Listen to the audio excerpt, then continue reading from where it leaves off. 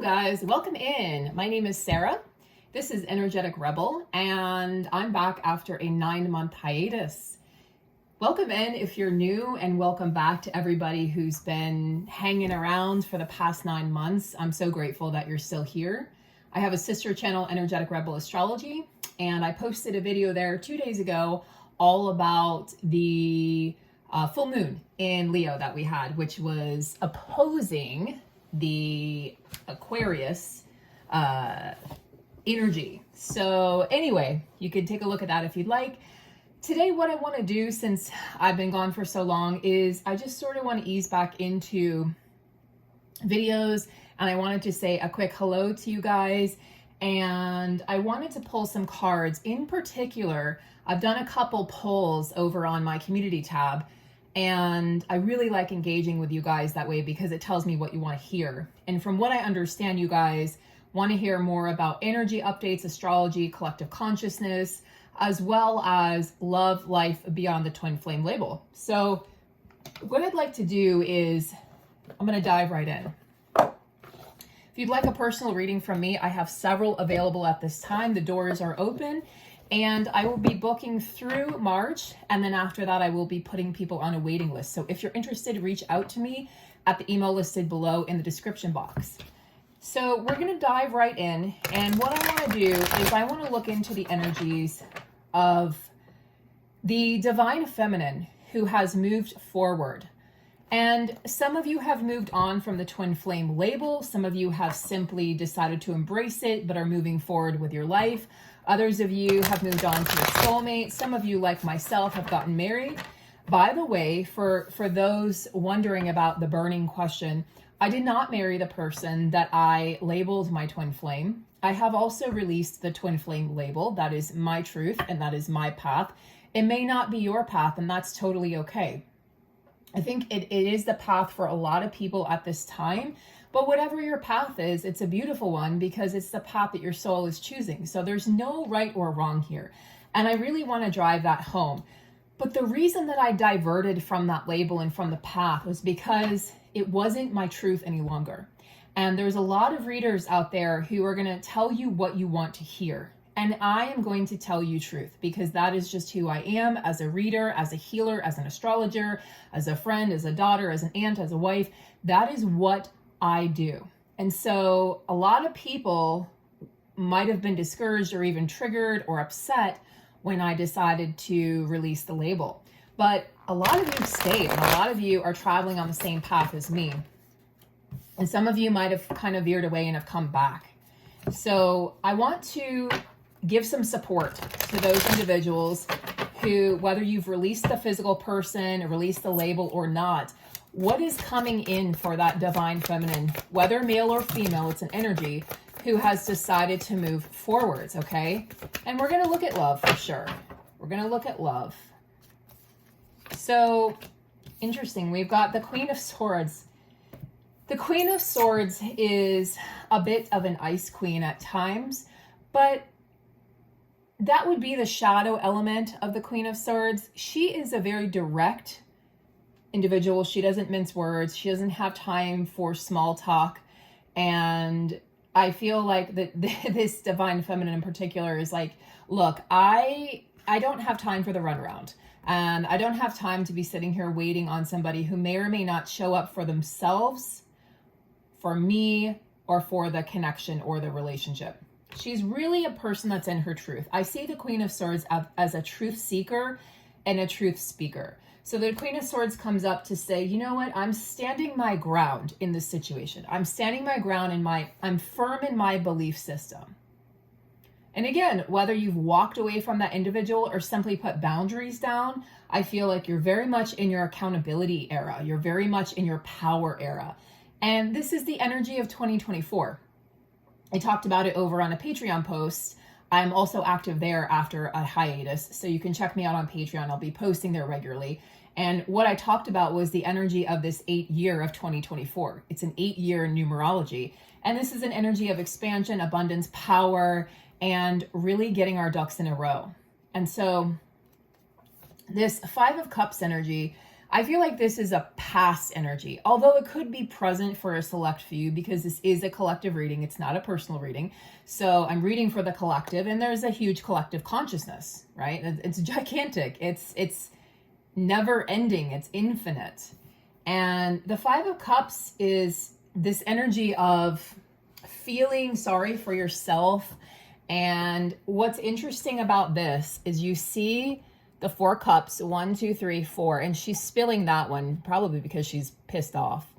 But she's not seeing the cup here that's full of magic and miracles and possibility and profound wisdom, profound joy, profound love, friendship, everything she's looking for, abundance, wealth, luck, prosperity, that's right there. She's so focused on what wasn't working. So there's a bit of a negative energy here for some of you. And I want to touch into that because this can also signify grief. So who out there is grieving? Who is still grieving the end of that connection or the end of that connection as you knew it? Because as you know, as I believe,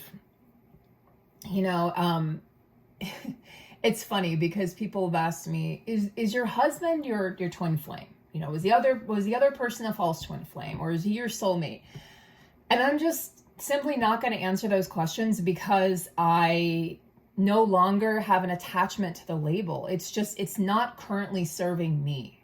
It doesn't serve me to discuss the label. It doesn't serve me to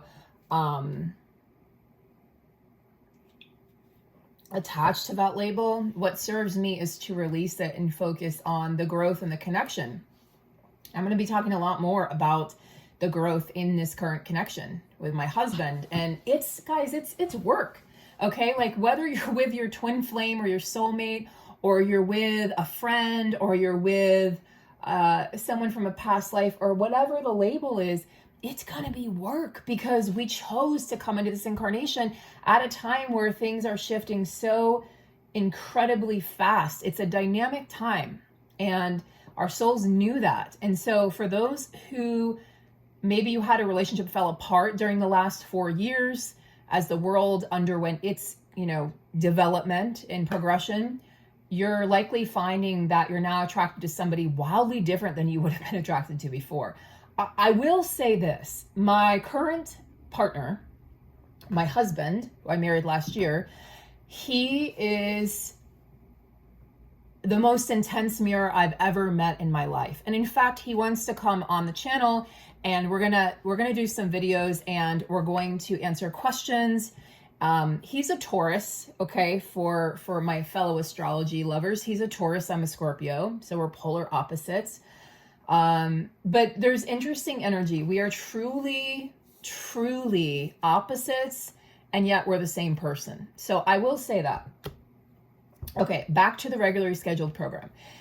The Five of Cups energy for this Queen of Swords, I feel like if you're currently in this energy, which can signify a broken heart and can definitely signify wallowing a bit in self-pity and feeling sorry for yourself, I think this is a signal. This is a sign to let go of the trauma of the past. And it's an invitation more than that to move forward.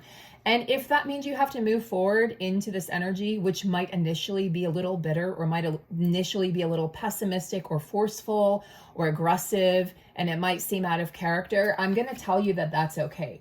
The Queen of Swords is direct, right? So what could happen is that you might approach somebody in a very direct way, and you might even take yourself by surprise.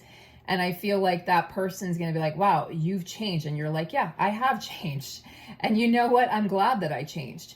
The Queen of Swords is a thought leader. She's a decision maker. She is a leader. She's authoritative. She communicates very well. The Swords is air energy. It's movement of words, of wisdom, of innate knowledge. So here she is seeking truth. And yeah, sometimes her tongue is sharp, right? And she comes across as dismissive or cold-hearted or calculating. But guess what? That's what you've had to do in order to survive, in order to embrace this. There's no question about it. This journey is not for the faint of heart. Not only is it not for the faint of heart, this journey is absolutely one that the soul chose, I feel, in order to truly progress. True progression.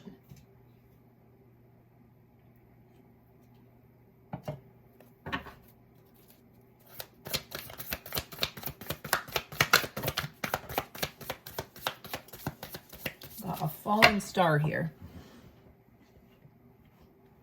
Yeah, Ten of Swords, moving on from painful situations, moving on from painful experiences, relationships, situations that were hardships, something that didn't work out the way that you expected or the way that you wanted to. It's interesting because the reading I did for my sister channel, also for the full moon, also had a lot of swords energy, this sort of cutting, sharp energy. It's an intense energy because it's the energy of the mind. And the Ten of Swords, what I love about the card in this particular deck is she's not facing her past, she's facing her future.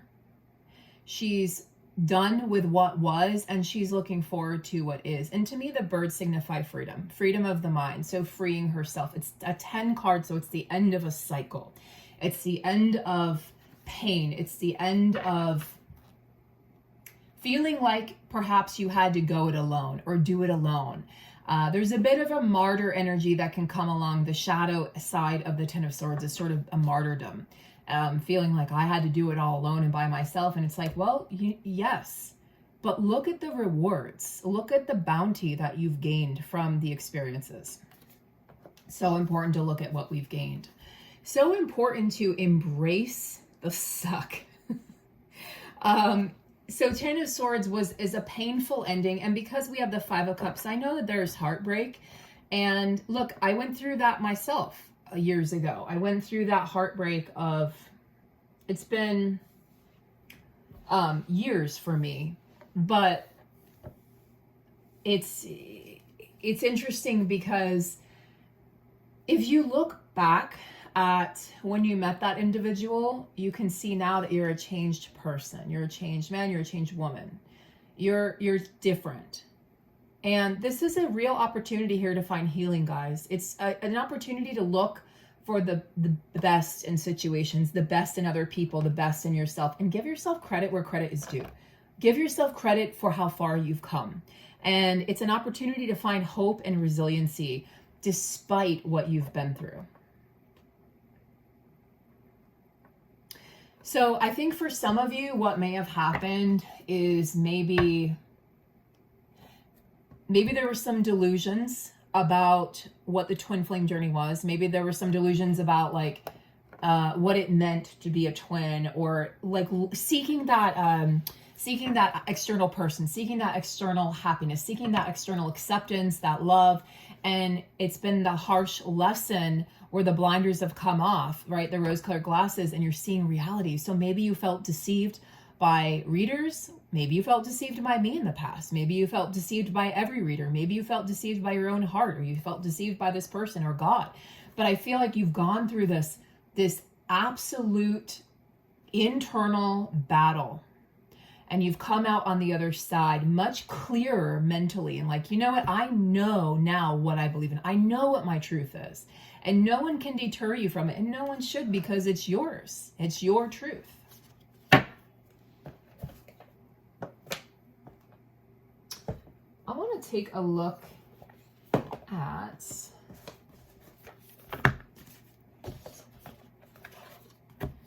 this deck here. It's a multifaceted deck, it's got different chapters, if you will, and that's what I love about it. Plus, it's beautiful. But I want to seek for this divine feminine who's really had her heart broken, had her hope shattered, had her dreams maybe lost, or had to go through this massive internal recalibration. Let's see, what is the current energy for this divine feminine?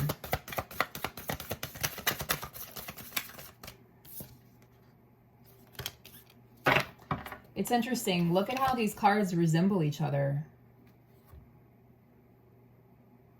Isn't that crazy? I love it when that happens, when you get confirmation. So we have the energy of peace and we have the energy of freedom here. And I want you guys just to take a deep breath and really just breathe. Again, breathe in, giving yourself a pat on the back, and breathe in how far you've come and what it's taken for you to get to this place. You are truly free. You're free your mind is free from the constraints of the past. You've recalibrated. Satya is truthfulness. It's a yogic term, and it means truth. It's a yama. It's a limb of yoga. And when Satya comes up in a reading, I know that the group or the collective or the individuals are moving towards their truth. Every single moment of every thought of every day, every word uttered. There's a shedding process. And we know this, the 10 of Swords, that's absolute shedding. It's releasing the pain, letting go. I can't tell you how important this is to do on this journey, because your body remembers. Your heart remembers. Your soul remembers. You're an ancient being. So this dormant truth is now being freed from inside of you.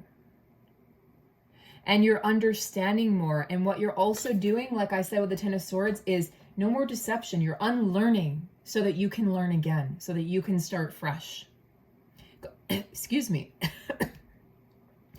Coming into your authenticity, right? Releasing false beliefs and narratives and stories that no longer are the framework of your life, that no longer are going to tell your story. You're telling your story in a different way. You're starting from scratch. And I just heard bare minimum. Like somebody out there, somebody watching this is feeling like, well, I have the bare minimum. Yeah, I get that. I know, I've been there. I had Jupiter in my 8th house for like 2 years, okay? Thank God, I'm in my 44th year, so thank God I turned 44 in October, and I can't be more grateful. I'm so incredibly grateful, because I went from Saturn ruled years to Jupiter ruled years. And the Saturn experience is just, whether it's a Saturn return or Saturn's hanging out in your 8th house, your 12th house, it's fucking hard. And I lost a lot. You know, like I'll talk about it more over on Patreon, maybe more on here, but I lost my business the way it was. You know, my business had to transform, and that's what I'm in the process of still doing. And it also transformed my belief system. It transformed the way that I looked at life, the way that I looked at myself, the way I looked at relationships, the way I look at everything. And that's what's happening here. You know, we're all doing this. It's, you know, the wars that are going on externally are merely a reflection of what we're feeling inside. It's a reflection of our internal battles. So ask yourself, where and how can I show up more authentic in this life? Are the relationships I have, the friendships, the lovers, the coworkers, is my job in the highest alignment with my truth and who I want to be and who I am and who I'm striving to be? And if I am still wearing a mask, why am I wearing that mask? What is it that makes me feel like I have to wear that mask? And what do I need to do to release that mask and take it off so that I feel safe in my own skin, so that I can express my authenticity and really stand in my truth? And this is what the twin flame journey, like, if, you know, like I said, I've dropped the label, but if you had to give it meaning, it's about you uniting with yourself. I cannot stress enough that it has nothing to do with an external person. You are your twin. Someone's going to show up ultimately, because we do our deepest work in relationships. Someone's going to show up, and that person is going to be your mirror. You can't escape it, by the way.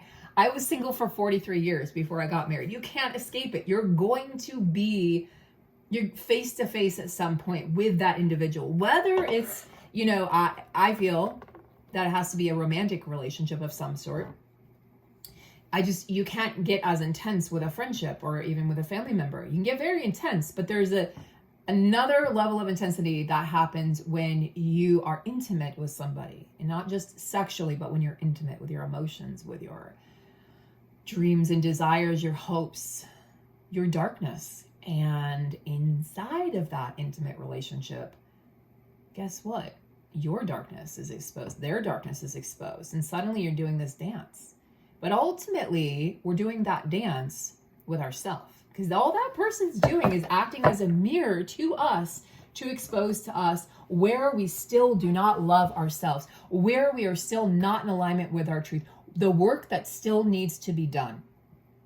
So I'm going to leave you guys on that note. I know I only pulled a few cards today, but they were poignant ones. So if you want to take a screenshot, I know I like to do that sometimes when I watch readings. Go ahead. This is a reading specifically for a group of souls out there who are traveling on this journey. And again, if you guys have any comments or questions, leave them below. I will be interacting with you guys on here.